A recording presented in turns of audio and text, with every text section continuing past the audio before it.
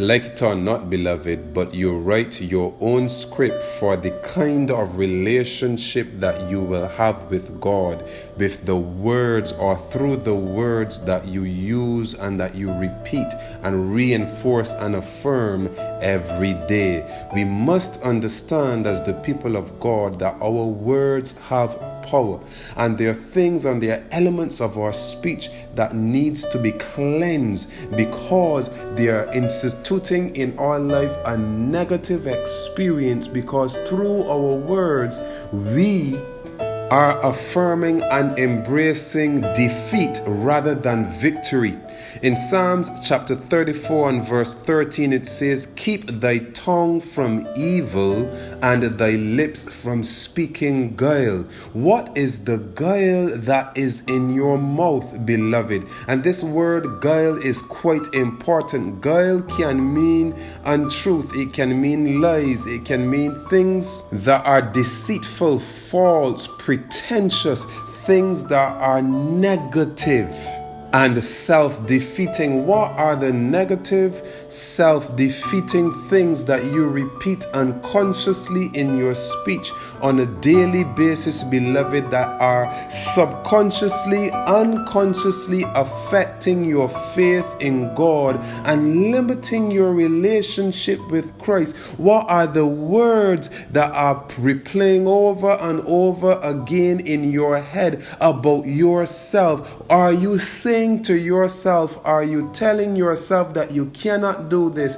you cannot accomplish this, that you do not believe that God is going to do this for you, that you do not think that you can have that kind of close relationship with God? What are you telling yourself? What are the words that you are using? Are the words that you use, are the words that are replaying in your mind, are they full of guile, beloved? Are they negative, self-defeating words that are crippling your relationship with God and limiting the intensity and the energy of your connection with Him? What are the words that you use? Not only do we have to be aware and take control of our thoughts, but we have to be aware and take control of the words that we are using. That are we enforcing and repeating these negative, self-defeating thoughts that we are thinking? So it is not magic. Our victory over our own selves does not come to us through magical means. It comes to us through a clear, systematic process of disciplining your thoughts, using your imagination in the positive, and disciplining your words and using your words in the positive so that it would positively affect your relationship with Christ and help you to achieve what God Himself expects you to achieve. And this is why Scripture says, "I believe and therefore I have spoken." And this is why our faith in God is so weak, because we are repeating that we do not believe, we are repeating that we cannot believe, we are repeating that we do not think that there are things that are possible that is written in the sacred Scripture for us. We do not think that God is in the business of working miracles, of transformation of our characters, of our minds in our life. What are the words that we are using, beloved? Remember, through our thoughts, through our words, we are writing the script for our relationship with God. And again, as I said it before, it bears repeating. The reason why that so many elements in Christianity or in churches are in such a decrepit state is because we do not believe with our words. We do not believe with our thoughts. Our relationship with Christ is pretentious. And because it is pretentious, it is weak. And we are not where we ought to be. We are not where God would have us to be. And we are not being whom we are supposed to be. Beloved, someone was created for a special purpose. And that some person is you. And if you do not be you, if you do not fulfill the special purpose that you were created for the simple fact, for the simple reason reason that through your thoughts and your words, you are denying the power of God in your life, who then is supposed to fulfill your special purpose, who then is supposed to perform that special task that God has gifted you to perform, when you deny yourself the privilege of fulfilling your destiny through believing and uttering words of doubt continually on a daily basis that weaken your faith and weaken your relationship with God. Who then, beloved?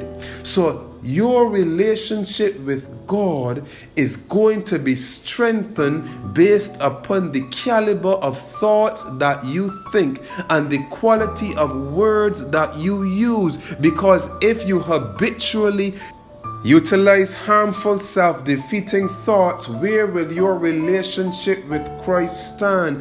Where will your faith in God stand? Remember in John chapter 6 verse 63, Christ said, "The words that I speak unto you, they are spirit and they are life." So what kind of life are you creating for your spiritual life today? Through the selection of words that you are using, through the selection of words that are repeating in your subconscious mind.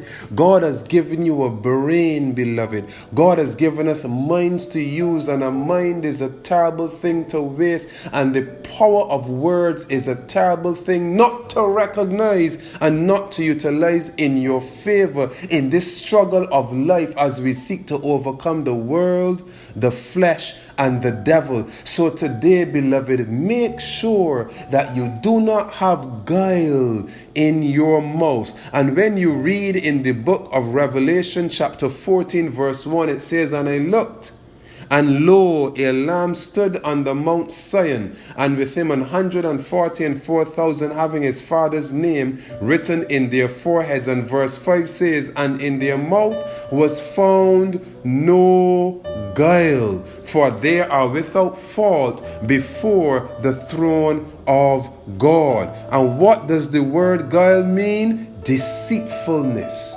falsehood, lies, craftiness, treachery.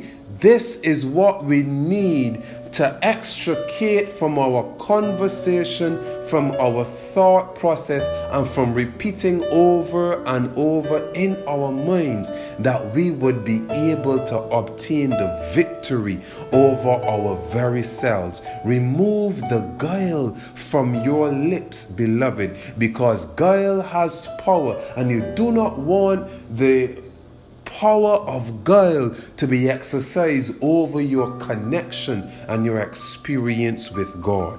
This is the Word of Life with Andre Knight.